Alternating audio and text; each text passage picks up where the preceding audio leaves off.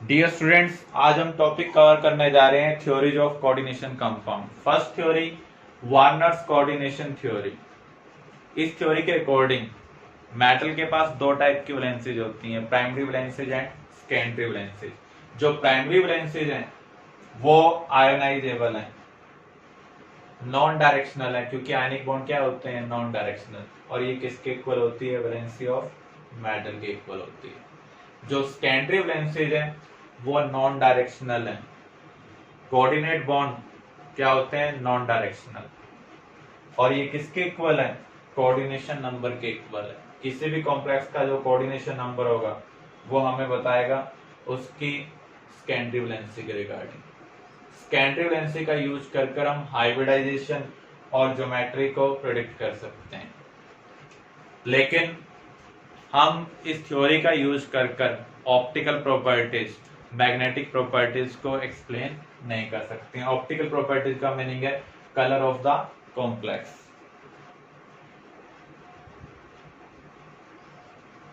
यहां पर हमारे पास कोबाल्ट के कॉम्प्लेक्स हैं विद अमोनिया एंड क्लोरीन। इनके कलर अलग अलग हैं। इसका रीजन क्या है, यहां पर number of ammonia as ligand differ कर रहे हैं। हमने कोबाल्ट क्लोराइड को अमोनिया में डिसॉल्व किया, फिर इवेपोरेशन किया। अमोनिया का अमाउंट डिफरेंट होने की वजह से हमें अलग अलग कलर के कॉम्प्लेक्स मिल रहे हैं।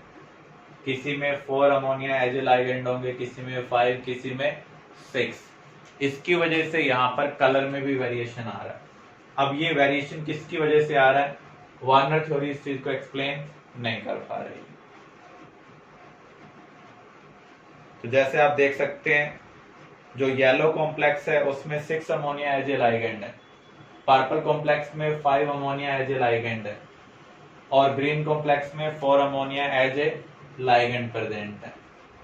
तो जब आप इन कॉम्प्लेक्स को ट्रीट करेंगे सिल्वर नाइट्रेट के एक्वस सॉल्यूशन के साथ, तो उस केस में इसके 1 मोल से हमें कितने पीपीटी मिल रहे हैं, कितने मोल सिल्वर क्लोराइड पीपीटी मिल रहे हैं, उससे हम डिसाइड कर सकते हैं आयनेशन स्फीयर में कितने क्लोराइड प्रेजेंट है। अगर 3 मोल सिल्वर क्लोराइड अगर आपको मिलते हैं तो उस केस में यहाँ पर 3 क्लोराइड आयन आयनेशन स्फीयर में प्रेजेंट है। 2 मोल मिल रहे हैं तो 2 प्रेजेंट है, 1 मोल मिल रहे हैं तो 1 मोल प्रेजेंट है। तो यहाँ पर हम कॉम्प्लेक्स को जिसकी क्वांटिटी 1 मोल है उसको एक्सेस सिल्वर नाइट्रेट सॉल्यूशन के साथ ट्रीट करेंगे। कितना सिल्वर क्लोराइड ऑब्टेन हो रहा है उससे हम डिसाइड कर रहे हैं आयनेशन स्फीयर में कितने chloride present. Next theory, valence bond theory. Valence bond theory का यूज कर हम मैग्नेटिक प्रॉपर्टीज को एक्सप्लेन कर सकते हैं। According to valence theory, metal atom और ion provide vacant orbital for coordinate bond formation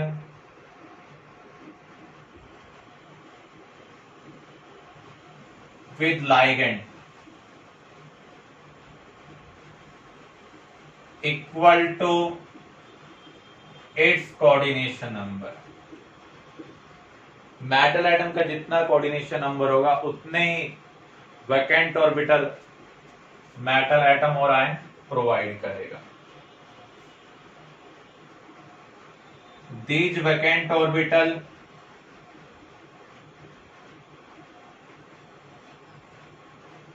undergoes hybridization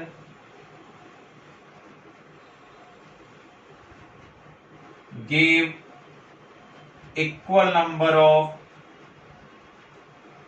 hybrid orbitals।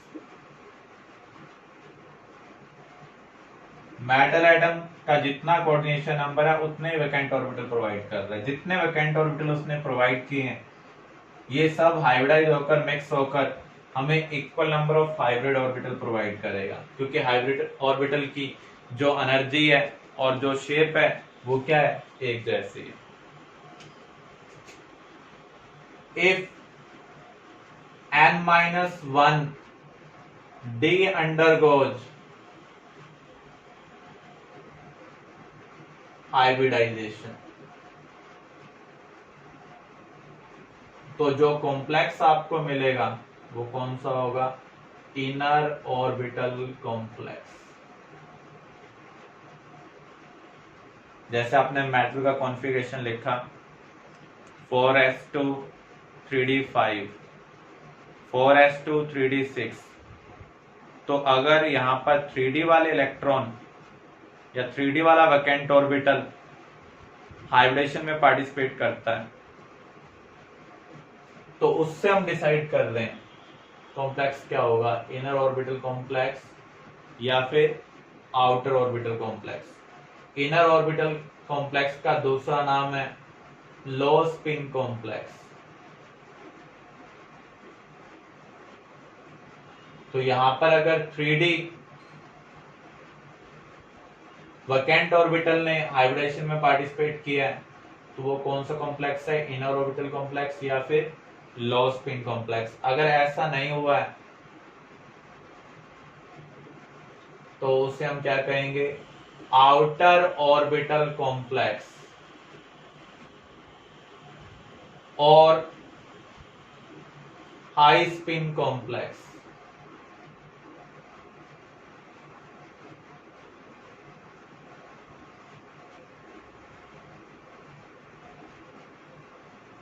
These hybrid orbitals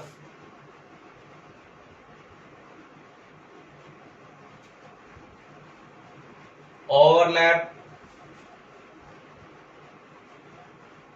with fully filled orbital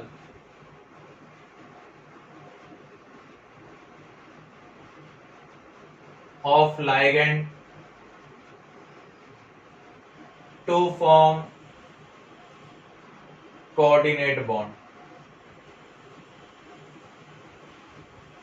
metal atom जो हमें vacant orbital provide करता है वो hybridisation में participate कर रहे हैं, ये हाइब्रिड ऑर्बिटल भी वैकेंट है, ये लाइगेंड के फुली फिल्ड ऑर्बिटल के साथ ओवरलैप कर कोऑर्डिनेट बॉन्ड बनाएंगे।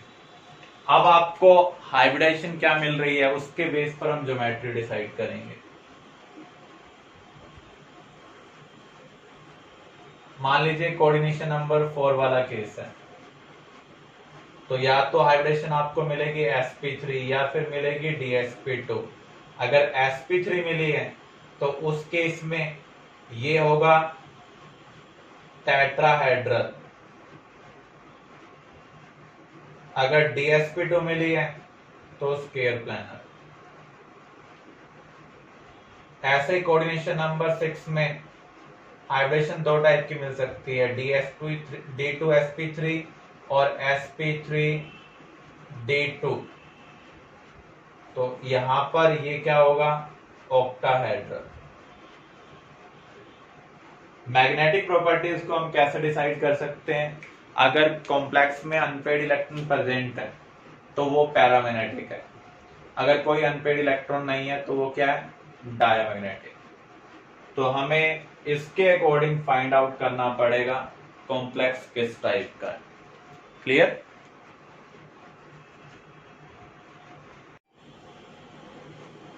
कॉम्प्लेक्स से रेलेवेंट प्रॉब्लम को सॉल्व करने के लिए आपको लाइगेंड के टाइप के बारे में भी आइडिया होना चाहिए। ये जो थ्योरी है ये हमें लाइगेंड के टाइप के बारे में कोई आइडिया नहीं देती। लाइगेंड दो टाइप के हैं, weak ligand and strong ligand. जो स्ट्रॉन्ग लाइगेंड है उस केस में इलेक्ट्रॉन की रिअरेंजमेंट होगी, पेयरिंग होगी या फिर प्रमोशन होगा। वीक लाइगेंड के केस में ऐसा कुछ भी नहीं होगा। कौन कौन से लाइगेंड स्ट्रॉन्ग है, carbonyl, cyanide, EN, NO2 negative, ये स्ट्रॉन्ग लाइगेंड है। NH3 in case of cobalt, copper, ये स्ट्रॉन्ग लाइगेंड की तरह बिहेव करता है। कॉपर वाले केस में इलेक्ट्रॉन प्रमोशन होगा। Oxalate in case of cobalt strong ligand की तरह बिहेव करेगा। तो ये कुछ चीजें आपको याद रखनी होगी, उसी के बेस पर हम प्रॉब्लम को सॉल्व कर पाएंगे। बाकी कोई और आपके पास आ जाता है तो वीक लाइगेंड है। बस ये ध्यान रख लेना, जो डोनर एटम है अगर ग्रुप 15 या 14 वाला है तो उस केस में वो स्ट्रॉन्ग की तरह बिहेव करेगा, बाकी क्या होंगे, वीक की तरह बिहेव करेंगे। अब हम इस चीज को क्वेश्चन के थ्रू अंडरस्टैंड करते हैं। Determine the geometry, hybridisation, magnetic behaviour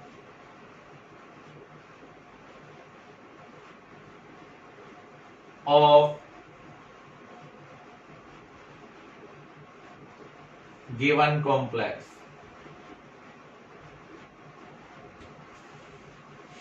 तो सबसे पहले हमें जो मेटल एटम है उसका इलेक्ट्रॉन कॉन्फ़िगरेशन लिखना होगा। क्रोमियम एटॉमिक नंबर कितना है 24, तो इसका कॉन्फ़िगरेशन क्या होगा, आर्गन 18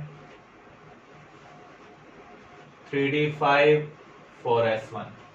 क्रोमियम और कॉपर के लिए क्या आता है 4s1, बाकी सभी के लिए 4s2। तो यहां पर ये मेटल एटम का कॉन्फ़िगरेशन है। क्या यहां पर मेटल की ऑक्सीडेशन स्टेट 0 है, क्रोमियम की ऑक्सीडेशन स्टेट निकालेंगे। अमोनिया न्यूट्रल है, Cl के पास -1 है, 3Cl के पास -3 है, तो यहां पर क्या होना चाहिए +3। तो क्रोमियम +3 का कॉन्फ़िगरेशन क्या होगा, आर्गन 18। सबसे पहले हम आउटर मोस्ट से इलेक्ट्रॉन का रिमूवल करते हैं, तो पहला इलेक्ट्रॉन हम 4s से रिमूव करेंगे। उसके बाद 4s में कोई इलेक्ट्रॉन नहीं है, हमें 2 इलेक्ट्रॉन और रिमूव करने हैं, तो वो हमें कहां से रिमूव करने हैं 3d से रिमूव करने हैं। तो ये कॉन्फ़िगरेशन है क्रोमियम आयन का। अब हम इस कॉन्फ़िगरेशन को बॉक्स की फॉर्म में रिप्रेजेंट करते हैं, 3d 4s, 4s के बाद क्या आएगा 4p। तो यहां पर d के अंदर 3 इलेक्ट्रॉन है, तो हम 1 1 फिल करेंगे। ये मेटल आयन का कॉन्फ़िगरेशन। वीबीटी के अकॉर्डिंग जो मेटल एटम है वो वैकेंट ऑर्बिटल प्रोवाइड करता है equal to its coordination number. यहाँ पर इसका कोऑर्डिनेशन नंबर क्या है, NH3 मोनोडेंटेट लाइगेंड है, 6 NH3 है, तो इसका कोऑर्डिनेशन नंबर क्या होगा 6 होगा। तो यहाँ पर ये 6 वैकेंट ऑर्बिटल प्रोवाइड करेगा, 2 3d से प्रोवाइड कर रहा है, एक 4s से और 3 4p से। Undergoes hybridisation. इससे पहले ये भी चेक कर लो ये लाइगेंड कैसा है, क्योंकि लाइगेंड इलेक्ट्रॉन को रीअरेंज कर सकते हैं। अगर स्ट्रॉन्ग लाइगेंड होगा तो उस केस में इलेक्ट्रॉन की पेयरिंग होगी या फिर प्रमोशन होगा। अगर वीक लाइगेंड है तो इलेक्ट्रॉन को हमें डिस्टर्ब नहीं करना है। NH3 इसके केस में स्ट्रॉन्ग लाइगेंड है, कोबाल्ट कॉपर निकल इनके केस में क्या है स्ट्रॉन्ग लाइगेंड है। तो यहाँ पर क्रोमियम दिया हुआ है, तो यहाँ पर ये स्ट्रॉन्ग लाइगेंड नहीं है, वीक लाइगेंड है, तो हमें इनको डिस्टर्ब नहीं करना।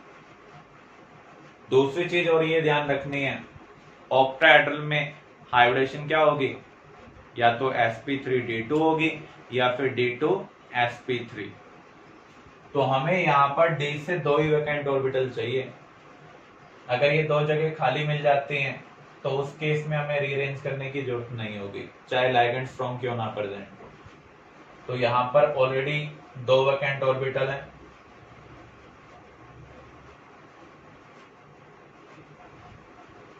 जो हाइब्रिड ऑर्बिटल होंगे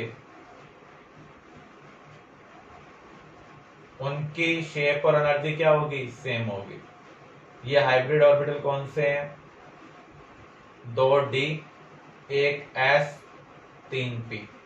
पहले इनर शेल वाले d ने हाइब्रिडेशन में पार्टिसिपेट किया, इसलिए हम पहले d का लिख रहे हैं, फिर s फिर p, इसलिए पूरा नेम क्या है, D2sp3। sp3 D2 और D2 sp3 में यही डिफरेंस है। अगर हमने D इनर शेल वाले हाइब्रिडेशन में यूज किए हैं तो पहले लिखे जाएंगे, आउटर शेल वाले यूज किए हैं तो बाद में लिखे जाएंगे। तो यहाँ पर D2sp3 इसकी हाइब्रिडेशन है। अब अमोनिया एज ए लाइगेंड इसके साथ इलेक्ट्रॉन की शेयरिंग करेगा और कोऑर्डिनेट बॉन्ड बनाएगा।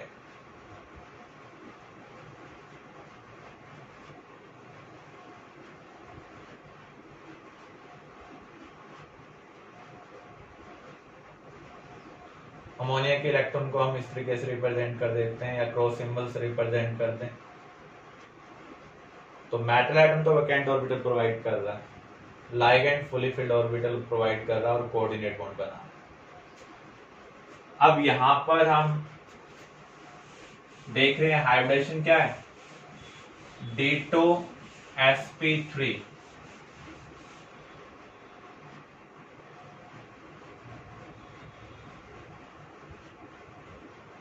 तो ये कॉम्प्लेक्स कौन से टाइप का होगा, इनर ऑर्बिटल कॉम्प्लेक्स होगा। अगर हम D पहले लिखते हैं तो इनर ऑर्बिटल कॉम्प्लेक्स है, या उसे हम क्या बोल सकते हैं, लो स्पिन कॉम्प्लेक्स। लो स्पिन का मीनिंग क्या है, अनपेड इलेक्ट्रॉन कम प्रेजेंट होंगे, तो ये इनर ऑर्बिटल कॉम्प्लेक्स है। ज्योमेट्री कोऑर्डिनेशन नंबर 6 हो तो क्या होगी, ऑक्टाहेड्रल। और हमें क्या देखना था, magnetic behaviour. Unpaired electron present है कॉम्प्लेक्स में, ये कॉम्प्लेक्स है CrNH3 6Cl3। तो इस कॉम्प्लेक्स के अंदर अनपेड इलेक्ट्रॉन प्रेजेंट है, तो यहां पर इसका मैग्नेटिक बिहेवियर क्या होगा, पैरामैग्नेटिक।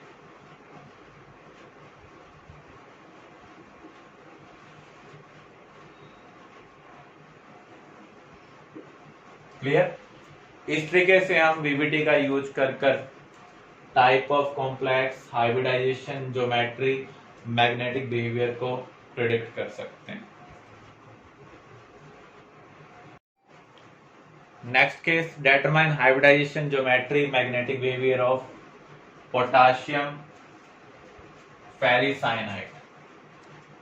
तो यहां पर Rn का एटॉमिक नंबर कितना है, 26। तो कॉन्फ़िगरेशन क्या होगा, आर्गन 18। फिल पहले किसमें करते हैं, 4s2 में, उसके बाद सॉरी 4s में फिल करते हैं, उसके बाद 3d में। तो क्या आ जाएगा, आर्गन 18 4s2 3d6। Rn की ऑक्सीडेशन स्टेट यहां पर आप निकालेंगे, 3 पोटाशियम है तो +3, 6 Cn है तो -6, तो -6 को कंपनसेट करने के लिए कितना पॉजिटिव और चाहिए, +3। तो यहाँ Rn की ऑक्सीडेशन स्टेट +3 है। तो अब इसका कॉन्फ़िगरेशन क्या होगा, आर्गन 18 3d5 4s0। क्योंकि पहले इलेक्ट्रॉन का रिमूवल हम कहाँ से करते हैं, आउटर मोस्ट शेल से। तो पहले इलेक्ट्रॉन हम 4s से रिमूव करेंगे, 2 यहाँ से रिमूव कर लिए, थर्ड हम यहाँ से रिमूव कर रहे हैं। अब इस कॉन्फ़िगरेशन को हम बॉक्स की फॉर्म में रिप्रेजेंट कर देते हैं।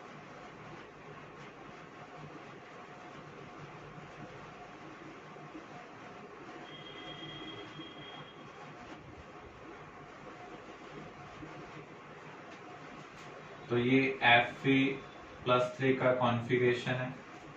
अब देखिए लाइगेंड कैसा है, स्ट्रॉन्ग लाइगेंड है, since Cn negative is strong ligand, so electron rearrangement occur।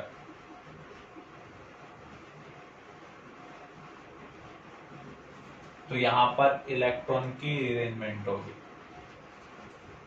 तो यहाँ पर कोऑर्डिनेशन नंबर 4 में हाइब्रिडेशन की दो पॉसिबिलिटी हो सकती है, D2sp3 या फिर sp3d2। अगर स्ट्रॉन्ग लाइगेंड आ जाए तो ये दो जगह हमें खाली करनी है, ये इलेक्ट्रॉन हमें इधर शिफ्ट करने पड़ेंगे। तो यहाँ पर Cn नेगेटिव क्या है, स्ट्रॉन्ग लाइगेंड है, तो इलेक्ट्रॉन की क्या हो रही है, पेयरिंग हो रही है।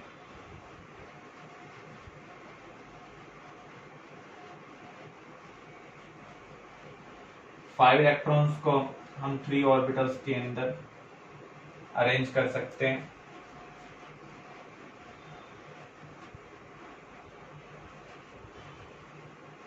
Three D 4s 4p।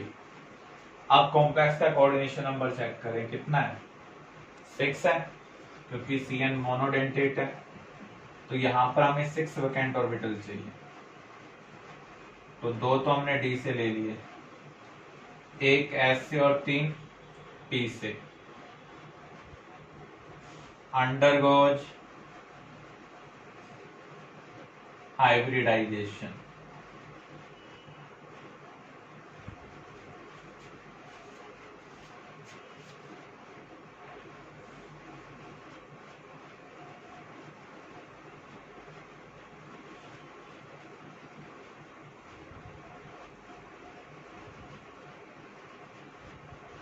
तो पहले आपने 2 D पिक किए हैं, फिर एक S और फिर 3 P, इसलिए यहां पर भी हाइब्रिडेशन क्या होगी, D2sp3।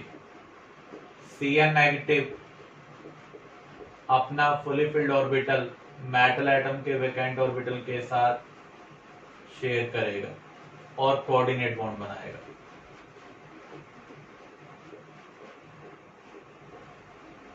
तो ये कॉम्प्लेक्स है। अब इस कॉम्प्लेक्स के अंदर देखें हाइब्रिडेशन आपको क्या मिल रही है, D2sp3। इसका मीनिंग ये कौन से टाइप का कॉम्प्लेक्स है, इनर ऑर्बिटल कॉम्प्लेक्स है, लो स्पिन कॉम्प्लेक्स है। आयरन +3 में 5 अनपेड इलेक्ट्रॉन है, लेकिन कॉम्प्लेक्स बनाने के बाद अगर उसने इनर ऑर्बिटल कॉम्प्लेक्स बनाया तो अनपेड इलेक्ट्रॉन क्या हो गए हैं, कम हो गए हैं। तो इसका मीनिंग जो मैग्नेटिक मोमेंटम होगा वो क्या हो गया, कम हो गया। तो लो स्पिन उसी को रिप्रेजेंट कर रहा है।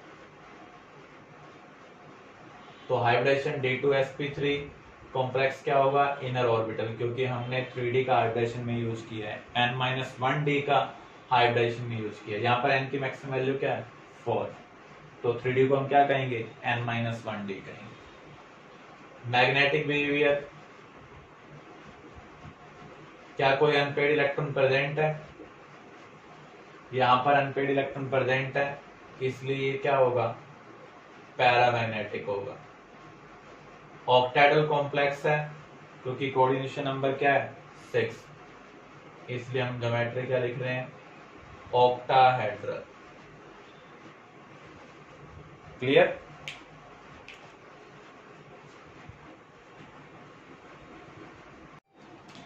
अब हम इस कॉम्प्लेक्स के लिए देखते हैं कोबाल्ट का कॉन्फ़िगरेशन क्या होगा।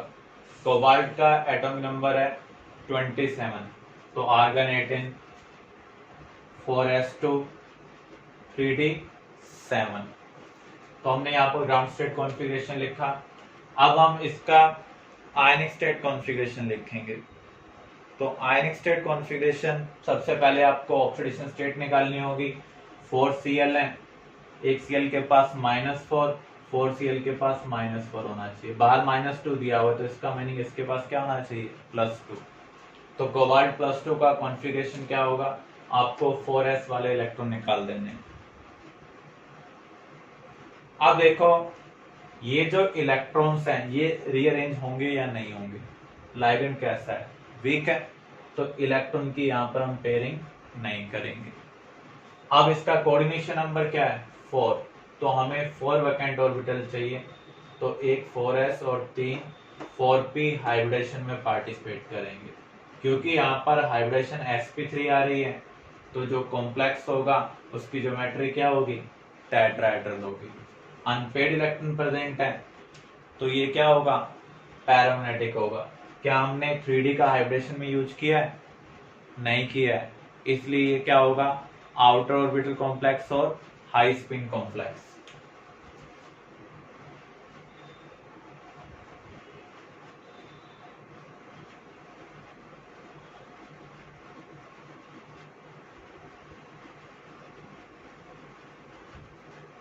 Next case NiCN4 2 negative. सबसे पहले यहाँ पर निकल का कॉन्फ़िगरेशन लिखेंगे। निकल का एटॉमिक नंबर है 28, तो इसका कॉन्फ़िगरेशन होगा आर्गन 18 4s2 3d8। अब आप निकल की ऑक्सीडेशन स्टेट निकालें। Cn के पास -1 है, 4Cn के पास -4, ओवरऑल -2 है, तो यहाँ पर क्या होना चाहिए? +2। तो आयनिक स्टेट कॉन्फ़िगरेशन क्या होगा? 4s वाले दोनों इलेक्ट्रॉन का हम रिमूवल कर देंगे। अब आप देखें Cn किस टाइप का लाइगेंड है। ये एक स्ट्रॉन्ग लाइगेंड है, तो इलेक्ट्रॉन की क्या होगी? पेयरिंग होगी।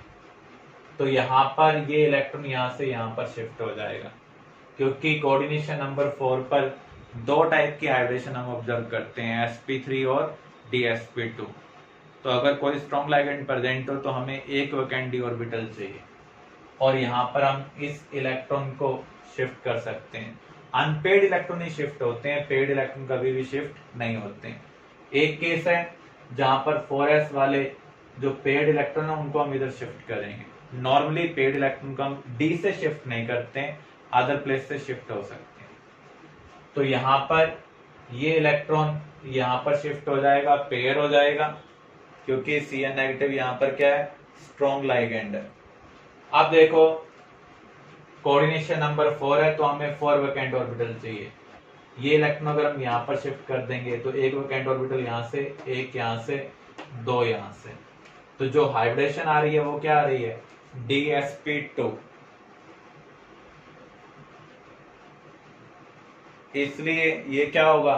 स्केर प्लानर कॉम्प्लेक्स होगा। अगर आप फाइनल कॉम्प्लेक्स को देखें, क्या यहाँ पर कोई अनपेड इलेक्ट्रॉन है? कोई भी अनपेड इलेक्ट्रॉन नहीं है, इसलिए क्या है? डायमैग्नेटिक है। यहां पर हमने 3D का यूज किया है, n-1d का हाइब्रिडेशन में यूज किया है, इसलिए कौन सा कॉम्प्लेक्स होगा? इनर ऑर्बिटल कॉम्प्लेक्स होगा, लो स्पिन कॉम्प्लेक्स होगा।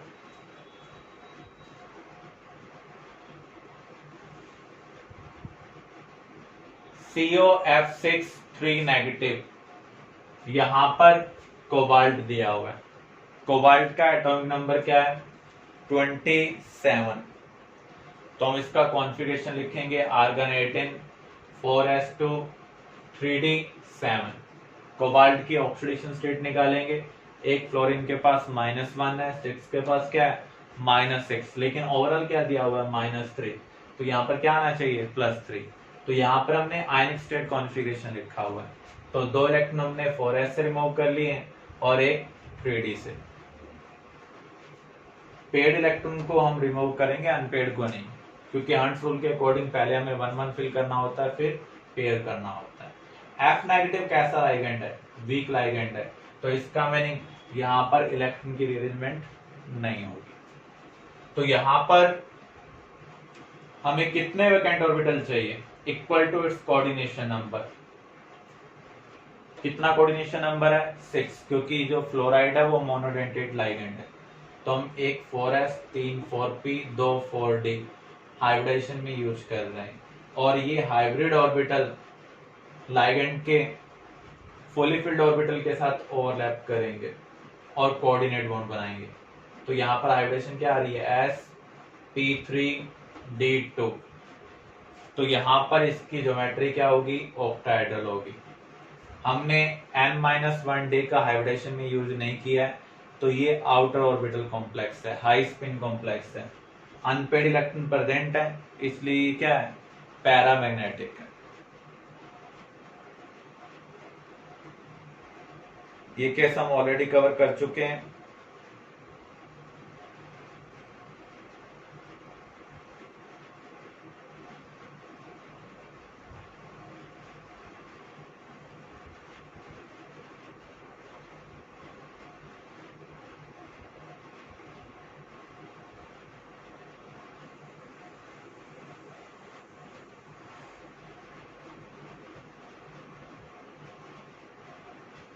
अगर कोई कॉम्प्लेक्स मैग्नेट की तरफ अट्रैक्ट होगा तो उस केस में आप देख सकते हैं यहां पर कुछ ना कुछ इंक्लेशन देखने को मिल रहा है इस केस में। तो यहां पर मैग्नेट अपना इफेक्ट शो कर रहा है, यहां पर ऐसा कुछ नहीं है, तो यहां पर कोई भी इंक्लिनेशन नहीं है।